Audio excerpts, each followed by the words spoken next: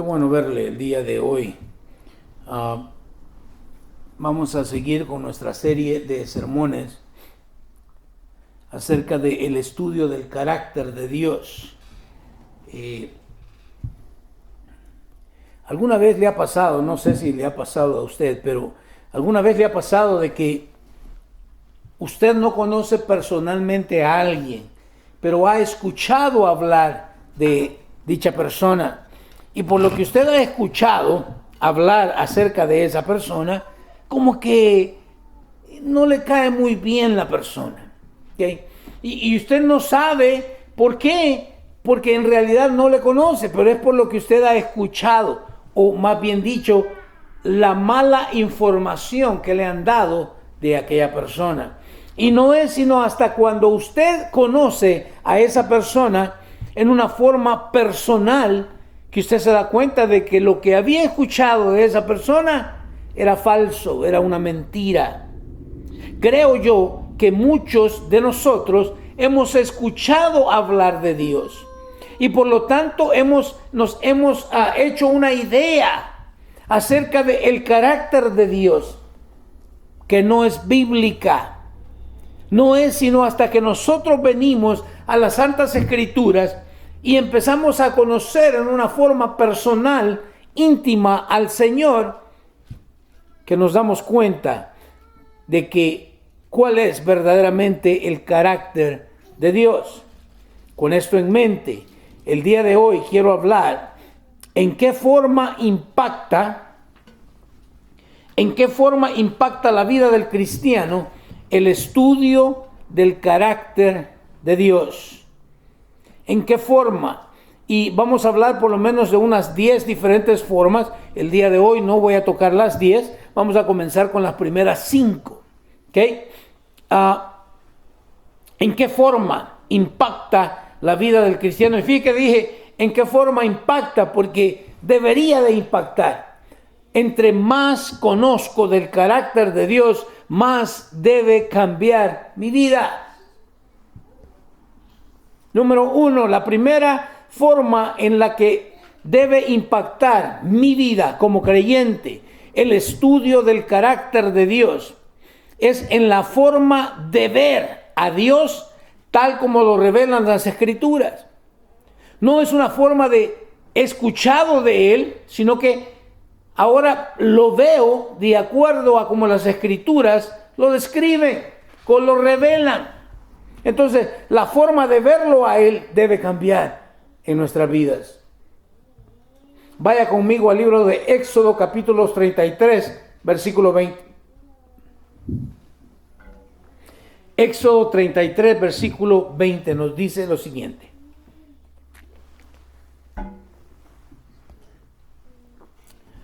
Sin embargo, no podrás ver directamente mi rostro, porque nadie puede verme y seguir con vida. Mire, escuche qué tremendo esto. Cuando yo entiendo que es imposible como un ser humano mirar a Dios en una forma directa, ¿qué me pasaría? Automáticamente quedaría muerto. Yo no sé usted, pero esto debe cambiar mi forma de ver a Dios. Muchas veces, incluso, ¿verdad?, hemos hablado y hemos dicho, que Él es el mejor amigo que nosotros tenemos, y lo es, pero eso no quiere decir que lo voy a tratar así como trato a mis amigos. Él es Dios, Él es santo, y tengo que entender que necesito verlo, no en la forma popular como todo mundo lo ve, sino como lo describe la Escritura. Y aquí me describe el rostro de Dios como algo sublime, algo que ni siquiera puedo ver con mis ojos naturales. En el libro de Juan, capítulo 1, versículo 18, nos dice lo siguiente: nadie ha visto jamás a Dios. Escuche, nadie ha visto jamás a Dios, pero el único que es Dios está íntimamente ligado al Padre. Él nos ha revelado a Dios. ¿Quién es este? Es Cristo Jesús. Él es Dios, Él es el que está íntimamente ligado con el Padre y Él es quien nos ha revelado a Dios. ¿Dónde lo encontramos esto? En las Escrituras. Al leer nosotros la palabra del Señor, conocemos, empezamos una gran aventura de descubrir verdaderamente el carácter de Dios. Yo no sé usted, pero escuchamos muchas cosas acerca de Dios que antes de ser creyentes, escuchamos muchas cosas acerca de Dios que cuando venimos a una relación, entramos en esa relación íntima personal con Dios, nos damos cuenta que lo que nos dijeron, que lo que escuchamos era una mentira, era falso. Te recuerda, ¿verdad? Cuando éramos pequeños y nos decían, a Dios no le gusta eso. Dios te va a castigar. Y nos creamos una idea de Dios como un viejito amargado que solamente está ahí viendo a ver qué hago mal para reprenderme y castigarme. Ese no es Dios, por lo menos no es el Dios de la Biblia. Tampoco me puedo ir al otro extremo y pensar que Dios es amor y nunca me va a castigar. Tampoco. Porque miramos nosotros, descubrimos cuál es el carácter de Dios. Dios aborrece el pecado y nos dice en su palabra que la paga del pecado es muerte. Que no le digan, que no le cuenten. Escuche, nadie ha visto jamás a Dios, pero el único que es Dios, Cristo Jesús, está íntimamente ligado al Padre. Él que dice, Él nos ha revelado a Dios.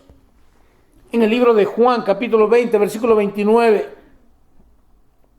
Entonces Jesús le dijo, tú crees porque me has visto. Benditos los que creen sin verme. Mire qué excelente, porque aquí entramos todos nosotros. Ninguno de nosotros vio a Jesús, pero creemos en Él sin haberlo visto, porque lo podemos ver a través de las Escrituras. Somos más que felices por creer sin ver. Primera de Pedro 1:8 nos dice, ustedes aman a Jesucristo a pesar de que nunca lo han visto. Aunque ahora no lo ven, confían en Él y se gozan con una alegría gloriosa e indescriptible. Me encanta. Un día lo veremos. Un día veremos a nuestro Señor Jesucristo cara a cara. Pero mientras estemos aquí, tengo que entender que es tan sublime su presencia que me podría... Mire, si entendiéramos, recuerda cuando Moisés en el monte Sinaí trajo al pueblo para que conocieran a Dios, y el pueblo quedó completamente atemorizado, a tal grado que le dijeron a Moisés, mejor ve tú y habla con Dios. Ve tú y habla con Dios y luego vienes y nos dices a nosotros qué fue lo que pasó. Y muchos de nosotros creo que estamos así, igual que el pueblo de Israel. Pero yo quiero decirte, Dios quiere que tú le conozcas en una forma íntima y personal, no a través de otra persona. Tenemos las Escrituras y podemos venir y darnos cuenta de cuál es verdaderamente el carácter de Dios. Hemos dicho entonces que la forma de ver a Dios, tal como lo revelan las Escrituras, es una de las formas en que debe impactar la vida de cada creyente. La segunda forma, el carácter de Dios es la base y el estándar para toda la moral humana. Escuche, el carácter de Dios es la base y el estándar para toda la moral humana. Que no le digan, que no le cuenten. Esta semana en las noticias, ¿verdad? Hubo varias malas noticias sobre estos tiroteos en las escuelas o en diferentes lugares. Pero hablaba con mi esposa y le decía yo, volvemos a lo mismo. Es que no queremos a Dios, lo queremos sacar de las escuelas. Bueno, este es el resultado de sacar a Dios. Que no le digan, que no le cuenten. Sacamos a Dios de la escuela. Bueno, este es el resultado. Necesitamos regresar, entender el carácter de Dios y darnos cuenta que necesitamos a Jesús en nuestras escuelas públicas. Porque Él es el estándar, es la base, el carácter de Dios es la base para toda la moral humana. El día de hoy cada quien quiere hacer lo que se le dé la gana y formar su propia moral, pero no es así la cosa. Vaya conmigo a la Escritura, al libro de Jueces, capítulo 21, versículo 25. Nos dice la Escritura lo siguiente. En esos días, Israel no tenía rey.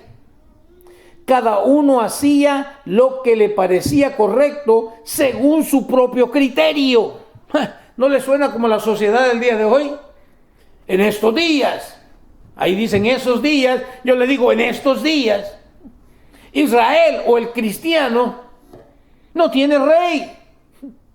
No permiten que Dios, que Cristo gobierne sus vidas. Cada uno hace lo que le da la gana, lo que le parece correcto. ¿No es lo que estamos viviendo el día de hoy? No, pues yo creo que es correcto que yo puedo casarme con otro hombre, o si soy mujer con otra mujer, y por qué no después hasta con un perro, un gato, o lo que yo quiera. Porque eso es lo que a mí me parece correcto. Pero no es así. No es así. Y note de que, ¿por qué llegaron a creer su propio criterio como algo correcto cuando no tenían rey? Cuando yo no quiero aceptar el reino de Dios en mi vida, cuando no quiero que Cristo gobierne mi vida, entonces yo mismo estoy abriendo la puerta a hacer lo que a mí me parezca correcto. Wow. Deuteronomio capítulo 17, 14 al 17 nos dice lo siguiente. Estás por entrar en la tierra que el Señor tu Dios te da. Cuando tomes posesión de ella y te establezcas allí, tal vez se te ocurra pensar, deberíamos tener un rey para que nos gobierne, tal como tienen las naciones que nos rodean. Mira qué tremendo. Dios es tan sabio que ya sabe de antemano incluso lo que nosotros vamos a maquinar. Cuando tomes posesión de la tierra y te establezcas allí, dice, tal vez se te ocurra pensar, deberíamos tener un rey para que nos gobierne, tal como tienen las naciones que nos rodean. Y constantemente nosotros estamos viendo, ¿verdad?, cuál es la moda y queremos copiar esa moda, seguir ese ritmo, esa ola, esa tontera y media. ¿Qué dice el versículo 15? Si tal cosa sucediera, asegúrate de designar como rey al hombre que el Señor tu Dios elija. Tendrás que nombrar a un hermano israelita. No podrá ser un extranjero. Mira qué tremendo. Me encanta. Si tal cosa sucediera, asegúrate de asignar como rey al hombre que el Señor tu Dios elija. De nuevo, ¿cuál es la regla, la moral? En la Biblia, en la Escritura, es el carácter de Dios. No lo que es popular. A mí las ideas de me gustan porque como que se adaptan a lo que yo deseo hacer. No, eso no es. ¿Qué es lo que dice la Escritura? Tendrás que nombrar a un hermano israelita. No podrás ser un extranjero. No puedes elegir a alguien para seguirlo si no es verdaderamente un cristiano que vive de acuerdo a lo escrito por Dios en su santa palabra. No lo digo yo, lo estableció el Señor en el libro de Deuteronomio. Versículo 16. El rey no deberá construir grandes establos para sí, ni enviar a su gente a Egipto para comprar caballos. Porque el Señor te ha dicho, nunca vuelvas a Egipto. Mira qué tremendo. ¿Cuál es el Egipto para nosotros? Es el mundo. Es ese estilo de vida anterior. Es esa vieja manera de vivir. Ese es el Egipto. Dice, el rey no deberá construir grandes establos para sí. Y pareciera ser que ahora cada quien quiere crear su propio establo, grandes establos. Queremos ministerios grandísimos, prósperos. Dicen, enviar a su gente a Egipto para comprar caballos. Y nos encontramos el día de hoy como sociedad, aunque a muchos quizás dirían como suciedad, regresando al mundo otra vez. Como que no hemos entendido, como que no hemos agarrado la onda. Pero ¿sabe por qué es? Porque solamente estamos creyendo lo que alguien nos está diciendo y no estamos nosotros indagando la palabra de Dios. Nunca vuelvas a Egipto. Esto, déjeme decirle, no es una sugerencia de parte de Dios. Es un mandato. Nunca vuelvas a Egipto. Versículo 17. El rey no deberá tomar muchas esposas para sí. Tremendo. Porque ellas apartarán su corazón del Señor. Tampoco deberá acumular para sí grandes cantidades de oro y plata. Mas sin embargo, el día de hoy, ¿qué hacemos? Tenemos ministros, por lo menos así les llamamos, casados 2, 3, 4 veces. Y no hay ningún problema con eso, según ellos, según su propio criterio.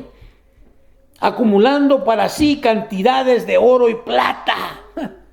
Y yo me pongo a pensar, a veces, ¿verdad? Nos dan esas noticias de que, ayuda, hay niños con hambre. Yo digo, si en realidad fuéramos nosotros honestos, hay suficiente dinero en el mundo como para acabar con el hambre. Pero ¿qué es lo que pasa? El corazón del hombre está alejado de Dios. ¿Cuántas veces una y otra vez no hacen unas grandes recolectas de dinero y ese dinero jamás llega a la persona que lo necesita? En 1 Samuel capítulo 8 versículos 5 al 7 encontramos lo siguiente. 1 Samuel capítulo 8 versículos 5 al 7. Mire esto, qué tremendo. Mira, Samuel, le dijeron, ya eres anciano y tus hijos no son como tú. Danos un rey para que nos juzgue, así como lo tienen las demás naciones. Cuidado con lo que pides, porque pueda que Dios te lo conceda. Samuel se disgustó con esta petición y fue al Señor en busca de orientación. Versículo 7. ¿Qué le dije? Haz todo lo que te digan, le respondió el Señor, porque me están rechazando a mí y no a ti. Ya no quieren que yo siga siendo su rey. ¡Qué tremendo! Es que si nosotros rechazamos a Dios, si no queremos su autoridad, su gobierno, su dirección, su guianza, Dios dice, ok, no hay ningún problema con eso, porque el problema lo vamos a tener nosotros, no Él.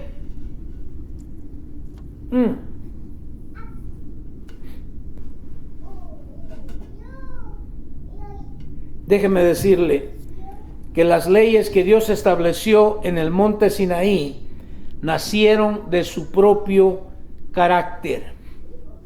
Las leyes que el Señor le dio a Moisés en el monte Sinaí nacieron de su propio carácter.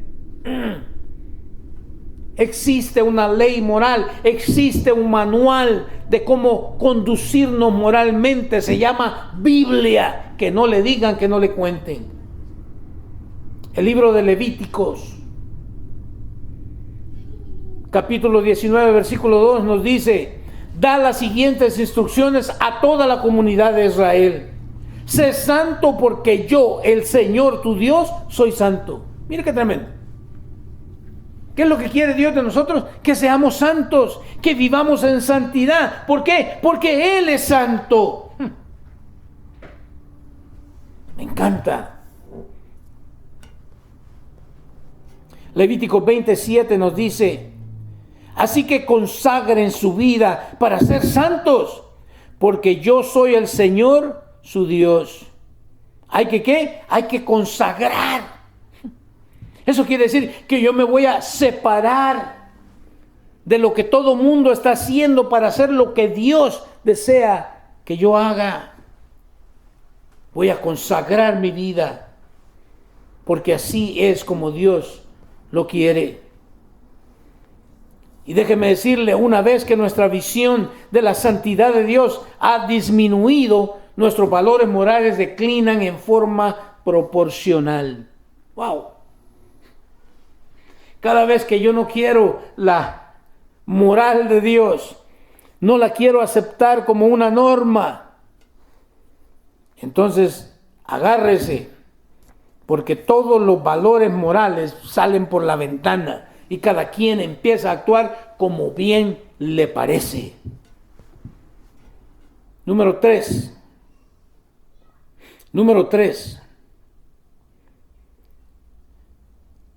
Pensar erróneamente con respecto a Dios es el pecado de idolatría. Pensar erróneamente con respecto a Dios es el pecado de idolatría. Veamos Génesis. Génesis 3, 1 al 7. Para que vea que esto no es nada nuevo. La serpiente, Génesis 3, 1 al 7, la serpiente era el más astuto de todos los animales salvajes que el Señor Dios había hecho. Cierto día le preguntó a la mujer: ¿de veras Dios les dijo que no deben comer del fruto de ninguno de los árboles del huerto? Déjeme decirle, cada vez que usted empieza a dudar de la palabra de Dios, se va a meter en problemas. Cada vez que alguien venga a contradecir la palabra de Dios, va a crear una imagen incorrecta de Dios. La serpiente viene y ¿qué le dice a la mujer? Y nos encanta porque dice: cierto día le preguntó a la mujer. Y todos, ¿verdad? Una decimos: es que es la mujer. Vamos a terminar de leer antes de empezar a tirar pedradas, ¿sí? Dice: ¿de veras Dios les dijo que no deben comer del fruto de ninguno de los árboles del huerto? Eso, si nosotros leemos la Escritura, nos damos cuenta que eso es falso, esa es una mentira. Porque no es eso lo que Dios había dicho. Dios dijo que podíamos comer de todos los árboles, excepto uno. Pero se da cuenta cómo Satanás viene y tuerce las cosas. Pero si yo no conozco la palabra, caigo inmediatamente en el jueguito del diablo. Veamos. Versículo 2. Claro que podemos comer del fruto de los árboles del huerto, contestó la mujer. Es solo del fruto del árbol que está en medio del huerto del que no se nos permite comer. Dios dijo: no deben comerlo, ni siquiera tocarlo. Si lo hacen, morirán. Mire cuál es el problema. Es que entramos en un diálogo y ahí nos metemos en problemas por inventar o sacar cosas que Dios no dijo. ¿Acaso dijo Dios que ni siquiera lo tocaran? No, no dijo eso, dijo que no comieran de él. Pero como ya la mujer empezó a dialogar con Satanás, no deben comerlo, ni siquiera tocarlo. Si lo hacen, morirán. Versículo 4. ¿Qué dice Satanás? No morirán. ¿Qué es lo que nos dice Satanás el día de hoy? Vente, hombre, vamos a pecar, no hay problema. Dios no te va a castigar, o por lo menos no ahorita. ¡Auch! ¿No morirán? Respondió la serpiente a la mujer. Dios sabe. ¡Wow! Mire, jugando o mintiéndole a la mujer acerca del carácter de Dios. Dios sabe que en cuanto coman del fruto se les abrirán los ojos y serán como Dios, con el conocimiento del bien y del mal.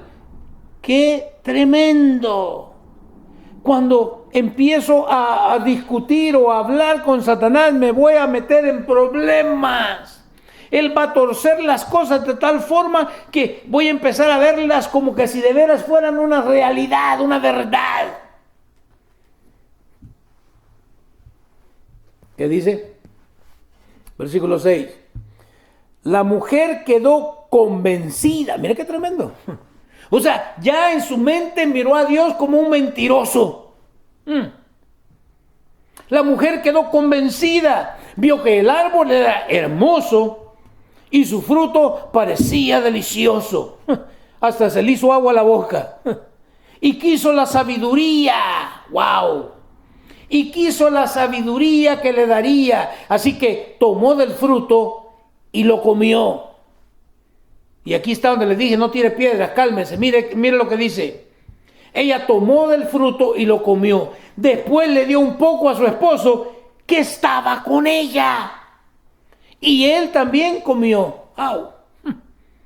Muchas veces, ¿verdad? Que no fue la mujer. ¿Cuál mujer? Si ahí estabas tú. Ahí estaba Adán junto a ella. Y cuando le dieron el fruto, también comió. ¡Qué tremendo! Cuando empezamos a ver a Dios de otra forma que no es la correcta. Cuando empezamos a errar y miramos a Dios de una forma distinta a la cual las Escrituras lo describen. Versículo 7. En ese momento se les abrieron los ojos y de pronto sintieron vergüenza. Mire, lo primero que entró fue ¿qué? Vergüenza por su desnudez. Permítame, ¿que no estaban desnudos? Sí. ¿Y por qué no les había dado vergüenza? Porque viene a raíz del pecado, de desobedecer, de creerle a Satanás la mentira, de ver a Dios de otra forma que no es la que la Biblia lo describe. De pronto sintieron vergüenza por su desnudez. Entonces cosieron hojas de higuera para cubrirse. Cosieron hojas de higuera para cubrirse. Y nosotros el día de hoy seguimos cosiendo hojas para cubrir el pecado, en lugar de ir a la Escritura y darnos cuenta que Dios desea perdonarnos. Y lo único que pide es que le confesemos nuestro pecado, que vengamos delante de Él, confesemos el pecado, nos apartemos de Él y entonces Él nos perdona, nos limpia y nos restaura. ¡Au! Número 4. La cuarta forma en que debería de cambiar como yo veo a Dios al estudiar el carácter de Él en las Escrituras. Nuestro llamado y destino es conocer a Dios íntimamente. ¿Escuchó? Muchos dicen, es que mi llamado es ser cantante. No, no es cierto. Ese es tu deseo. Nuestro llamado y destino es conocer a Dios en una forma íntima, personal. Mire lo que dice 1 Corintios 13:12. Ahora vemos todo de manera imperfecta, como reflejos desconcertantes, pero luego veremos todo con perfecta claridad. Todo lo que ahora conozco es parcial e incompleto, pero luego conoceré todo por completo, tal como Dios ya me conoce a mí completamente. ¿Sabías eso? Dios te conoce completamente. Nosotros ahorita lo vemos, por eso es la importancia de conocerle a través de su palabra, de darnos cuenta cuál es el carácter de Dios.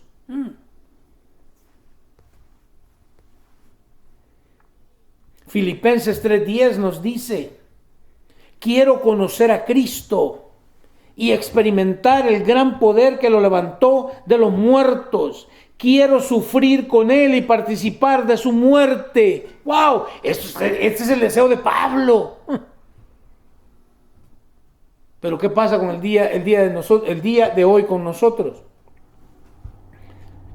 No queremos conocer a Cristo, queremos conocer formas de cómo ser más espirituales, formas de cómo obtener más dinero, formas de cómo hacer crecer la iglesia, y démosle y dale para acá y para allá. Conocer a Cristo y experimentar el gran poder que lo levantó de los muertos, porque un día yo voy a morir y quiero experimentar ese mismo poder que me resucite. Quiero sufrir con Él. Nadie quiere sufrir el día de hoy. ¿Y qué dice? Y participar de su muerte. Participar de su muerte. Cuando yo me alineo de acuerdo al carácter de Dios revelado en su palabra, créame que a la gente no le va a parecer eso muy bien. Si no, regrese a la Escritura y vea cómo murieron todos los apóstoles. Al que mejor le fue a Juan, el amado, que murió en la isla de Patmos. Pero déjeme recordarle, murió en la isla de Patmos porque trataron de freírlo como taquitos, pero no funcionó la cosa. Así que no crea que le fue tan bien. Primera de Juan 3:2 nos dice: queridos amigos, ya somos hijos de Dios, pero Él todavía no nos ha mostrado lo que seremos cuando Cristo venga. Pero sí sabemos que seremos como Él, porque lo veremos tal como Él es. Mire, a veces inventamos un montón de cosas, man. Alguien fue al infierno y regresó. La Biblia no me habla nada de esas tonteras.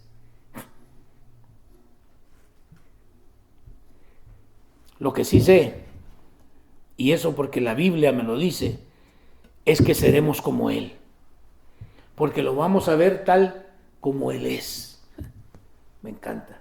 Efesios 3:14-19 nos dice lo siguiente: cuando pienso en todo esto, caigo de rodillas. Y elevo una oración al Padre, el creador de todo lo que existe. Mire, el creador de todo lo que existe en el cielo y en la tierra. Pido en oración que de sus gloriosos e inagotables recursos nos fortalezca con poder en el ser interior por medio de su Espíritu. ¿Y dónde están las grandes oraciones así como Pablo el día de hoy? Queremos más poder, queremos más dinero, queremos más y más y más.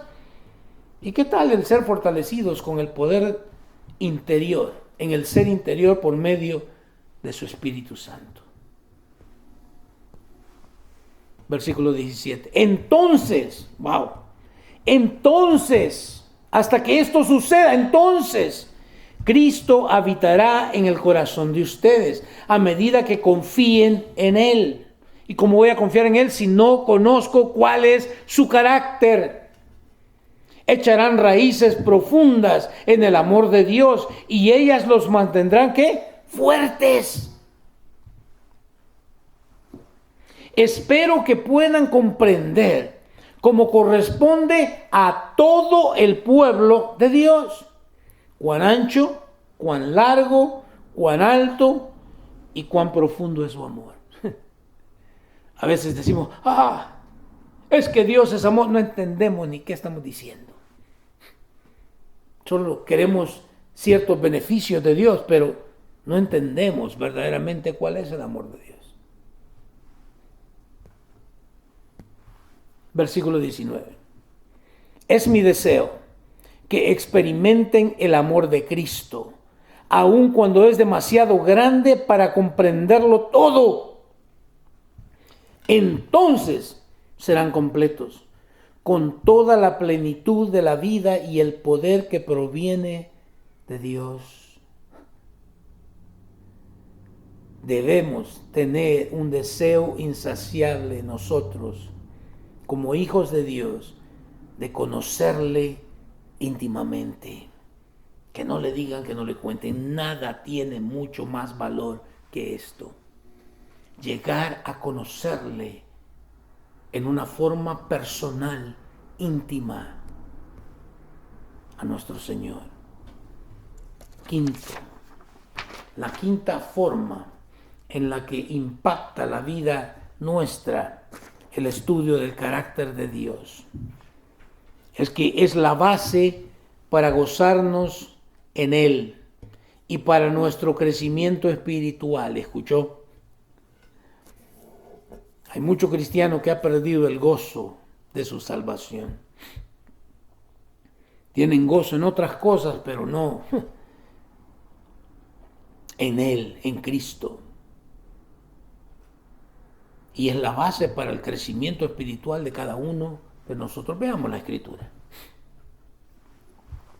Los atributos de Dios son una descripción de su carácter. ¿Escuchó? Los atributos de Dios son una descripción de su carácter. Y es a través del conocimiento de su carácter que llegamos a conocerle íntimamente y a gozarnos de Dios como persona. Yo quiero conocerle íntimamente, gozarme únicamente en Él como persona. Segunda de Pedro 1:4 nos dice lo siguiente. Segunda de Pedro 1:4. Y debido a su gloria y excelencia, nos ha dado grandes y preciosas promesas. Estas promesas hacen posible que ustedes participen de la naturaleza divina y escapen de la corrupción del mundo causada por los deseos humanos. Mire, nada más. Debido a su gloria y excelencia, Él nos ha dado grandes y preciosas promesas. En la Escritura tenemos grandes y preciosas promesas que nos pertenecen como hijos de Dios. Pero el haber dicho que nos pertenecen no quiere decir que yo voy a venir a reclamarle a Dios. Estas promesas hacen posible que usted y yo participemos, escuche, participemos de la naturaleza divina. ¡Wow! ¿Podrá ser posible vivir una vida santa? Bueno, que no es la santidad de Dios. Dios es santo y Él quiere que yo sea santo. Entonces puedo participar. ¿Qué dice? De la naturaleza divina. Y no solamente esto, participar, sino escapar de la corrupción del mundo. ¿Cuál es la corrupción del mundo? Son esos deseos humanos, no espirituales. Escuche, deseos humanos, no espirituales. Muchos de nosotros tenemos un montón de deseos, pero solamente son humanos. Porque no nos llevan a conocer más a Dios. Esta corrupción del mundo es causada precisamente por nuestros malos deseos humanos. Pensar solamente en una forma humana, solamente aquí, terrenal. Si seguimos de esa forma es porque estamos con una mente carnal, únicamente pensando en aquí, el ahora. Y eso nos lleva a una corrupción. Por eso dice la Escritura, pensemos en qué, en todo lo bueno, todo lo justo, todo lo honesto, todo lo puro, todo lo de buen nombre. En esto debemos pensar. Pero ¿cómo voy a lograr pensar si no conozco el carácter de Dios? Para poder imitar a Dios necesito conocer su carácter. Y para poder conocer su carácter necesito meterme en las Escrituras. Efesios 4:13 nos dice lo siguiente. Ese proceso continuará. Me encanta. Ese proceso continúa de conocerle, porque nunca voy a conocerle completamente, ya lo establecimos. Ese proceso de conocerle a Él continuará hasta que todos alcancemos tal unidad en nuestra fe y conocimiento del Hijo de Dios. Que seamos, ¿qué? Maduros. Es que Dios quiere que seamos maduros, pero no voy a madurar si sigo constantemente viviendo únicamente por los deseos de mi naturaleza pecaminosa. Que seamos maduros en el Señor. ¿Escuchó? Seamos maduros en el Señor, en su conocimiento. Es decir, hasta que lleguemos a la plena y completa medida de Cristo. ¿Quieres una meta? Ahí está la meta. Poder llegar a madurar en Él. ¿Hasta dónde? ¿Hasta cuándo? Hasta que lleguemos a la plena y completa medida de Cristo. Que vivamos una vida de obediencia. Completamente comprometidos a que desarrolle Él su carácter en cada uno de nosotros. Que lleguemos al punto de parecernos a Cristo Jesús. Y mire qué excelente, tenemos toda la vida para hacerlo, pero no pierdas el tiempo.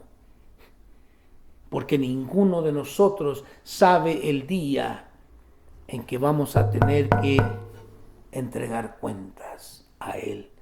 Nadie sabe cuándo va a morir, solamente Él.